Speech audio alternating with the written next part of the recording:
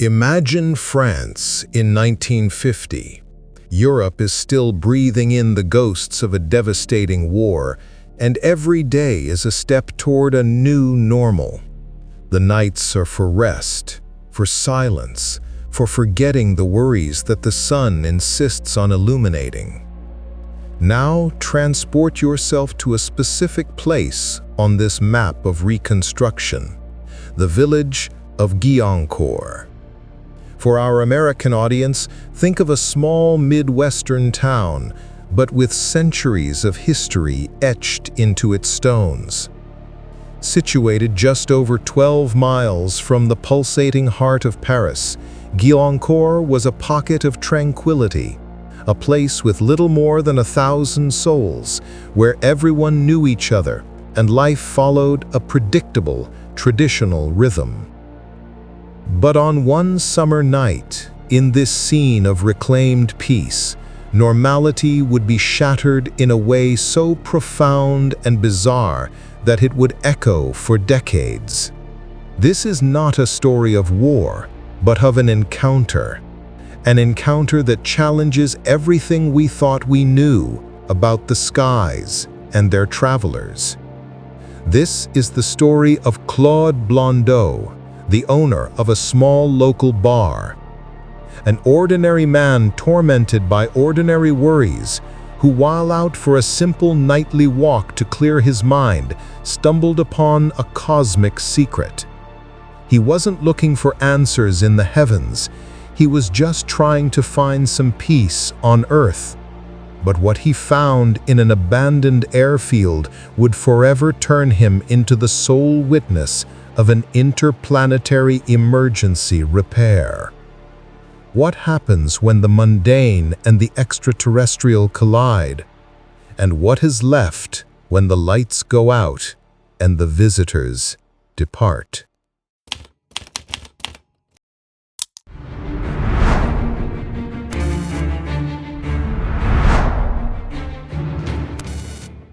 It was July 24th, 1950. The clock was approaching 11 p.m. For Claude Blondeau, the day had been long, and the weight of bills and the small crises of daily life weighed heavily on his shoulders. Restlessness wouldn't leave him alone. Seeking relief, he decided to do what many of us do. He went for a walk, leaving the walls of his home behind to find some solace in the quiet of the French night. His steps took him far from the village center, on an aimless walk that distracted him from his thoughts. When he came to his senses, he was over half a mile from home, near an old airfield. The place was silent, immersed in darkness, a perfect spot to gather his thoughts before heading back to bed. He stopped for a moment, breathing in the cool night air. It was then that the first sign that this was no ordinary night manifested itself. A strange sound, like the whistling of wind, but unlike any breeze he had ever heard. His first explanation was logical, earthly. A train line ran about 2.5 miles away. It must be the train, he thought, but the sound didn't fade. On the contrary, it seemed to have a presence of its own.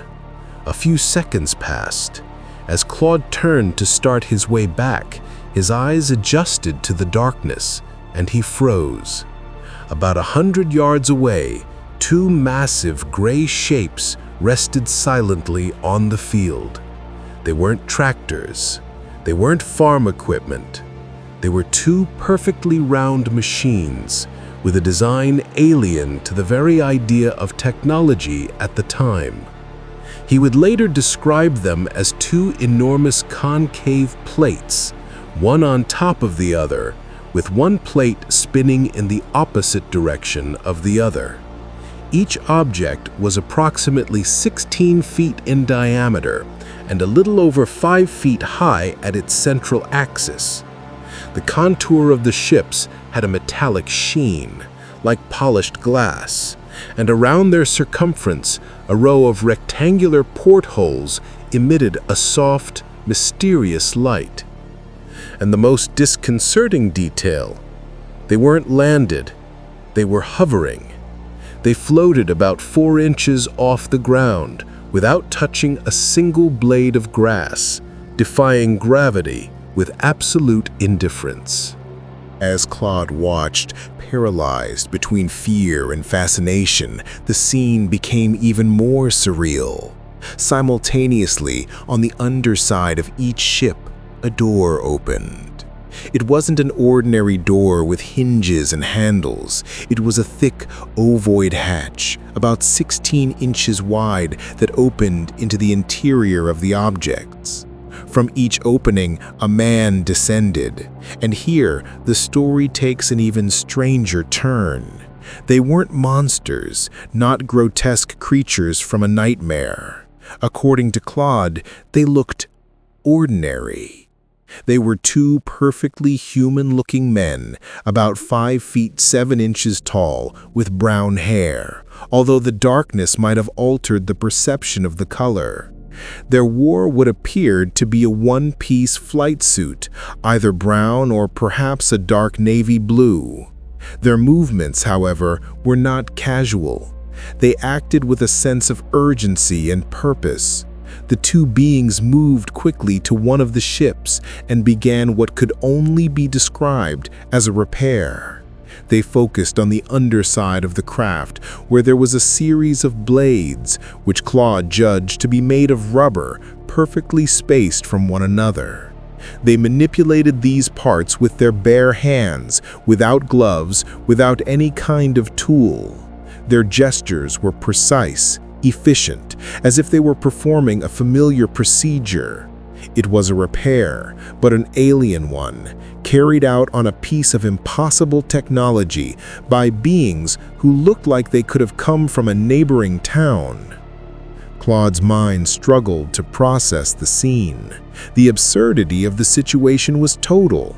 2 broken-down flying saucers and their humanoid pilots performing emergency maintenance in a dark field on the outskirts of Paris. Claude's curiosity was a powerful force, stronger even than the instinct to run and hide. He had to see more up close. Hesitant but determined, he took a few steps forward, leaving the protection of the shadows. The moment he moved, the 2 pilots stopped what they were doing and looked directly at him. Claude expected panic, aggression, or for them to simply vanish. Instead, their faces showed what he described as admiration. They seemed surprised but remained calm, acting with a disconcerting naturalness, as if finding a curious human in the middle of their work was just a minor inconvenience.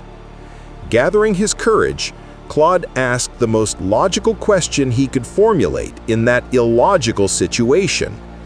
"Did you have an emergency landing?" To his astonishment, one of them replied. The voice broke the silence of the night, speaking in French. "Yes," the being said, "but not for long." The answer was clear, but the way it was spoken was strange.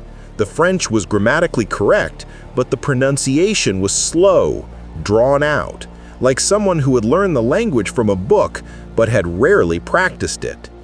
Each syllable seemed to be formed with conscious effort. The conversation, if you can call it that, ended there. The beings turned their attention back to the ship.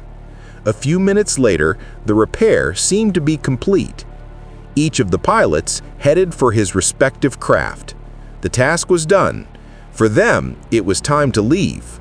For Claude, the greatest revelation was yet to come. The moment the pilots approached the open doors of their ships, a formidable light poured out from within, bathing the field in a glow that did not belong to this world. It was an intense illumination, but one that somehow didn't hurt the eyes. Claude's curiosity, already piqued to the extreme, reached its peak. Overcoming the fear that still ran through his veins, he moved even closer, peering through the open portal. What he saw inside defied the laws of physics as we know them. The interior of the circular cabin was completely illuminated, but there was no visible light source. There were no bulbs, no luminous panels. It was as if the air itself, the very walls, were made of light. The consequence of this was even more bizarre. There was not a single shadow. It was the most perfect and absolute illumination he had ever seen, a concept his mind could barely register. In the center of that cabin, bathed in sourceless light, there was a kind of armchair, similar to a dentist's chair, completely covered in a material that looked like red leather. In front of this chair was what appeared to be a control panel, perhaps a radio station with 7 or 8 buttons. Above it, a large oval steering wheel, made of a solid metal, was fixed to vertical levers, covered in plates and more buttons. Around the central chair, several other devices were mounted in blocks, completing what appeared to be the command post. Claude, in a final act of audacity, questioned them again, pointing to the panel. "What are so many buttons for?" The answer came quickly, dry and enigmatic. One of the pilots, without paying him much attention, simply said, "Energy, the direct method." The curtness of the reply made it clear that the conversation was over. They were not there to share secrets, only to fix their machine and be on their way. Seconds after that cryptic response, the 2 pilots entered their ships.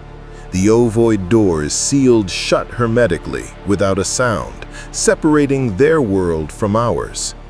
The rectangular portholes, which had previously emitted a soft light, now glowed with intensity.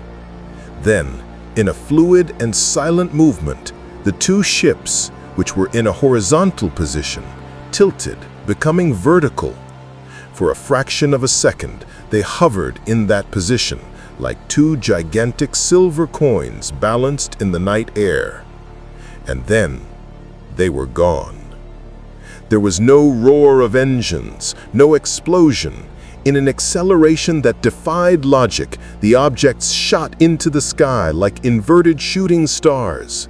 The speed was so extraordinary that they disappeared from view in the blink of an eye. The only sound that accompanied their departure was that same whooshing wind noise Claude had heard at the beginning, a gust that made the tops of the surrounding trees bow, as if in reverence to an invisible force. And then, silence. Claude was left alone in the field, his heart pounding. The entire sequence of events, from the moment he spotted the ships to their disappearance, lasted no more than 2 minutes.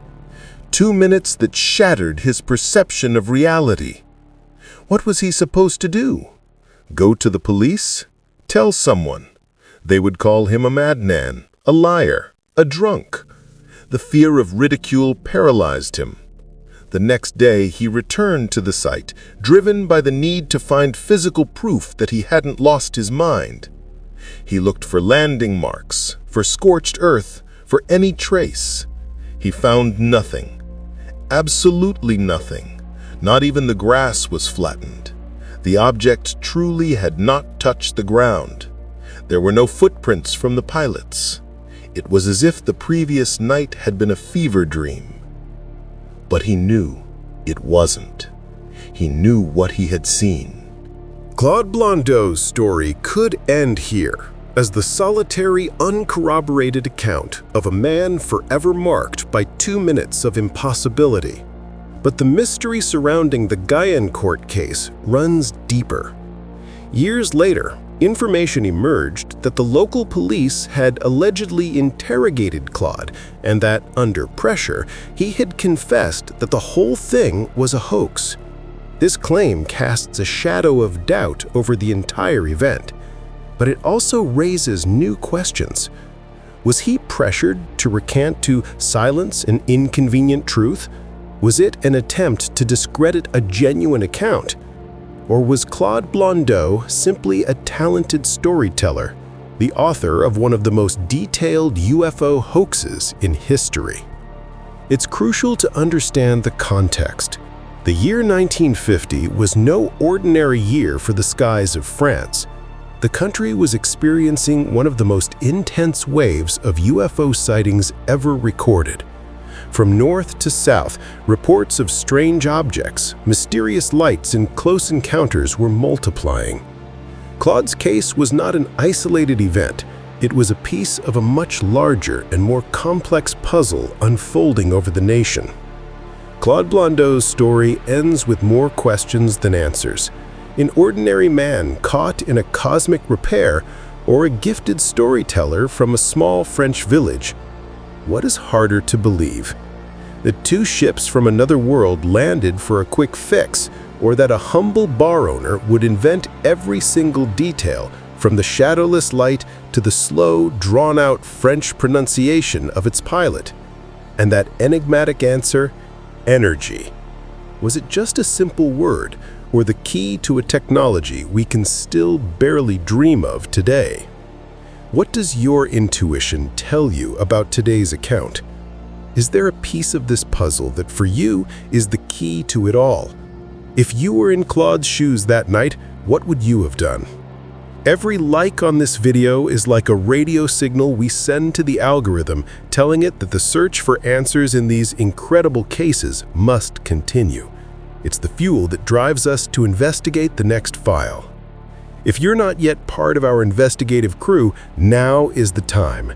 Check to see if you are subscribed to the channel with notifications turned on so you don't miss a single fragment of the mysteries we explore. Now, the floor is yours. Use the comments below to tell us what you think. Do you believe Claude Blondeau? The truth about what happened in that field in Guyancourt may never be fully known, but it is in the exploration of these mysteries that we continue our journey.